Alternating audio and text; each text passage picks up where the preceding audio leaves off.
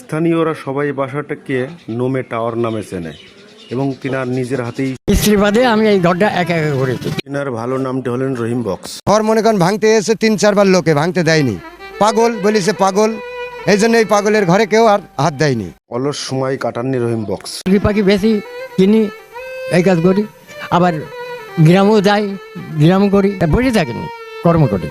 একতলা করতে করতে ওনার শখ যে বড় লোকরা দুতলা বাড়িতে বাস করবে, আমিও দুতলা বাড়িতে বাস করব। তো এই জন্য ওনার শখ আল্লাহ পূরণ করে দিয়েছে। অবশ্য দুতলায় উনি থাকে।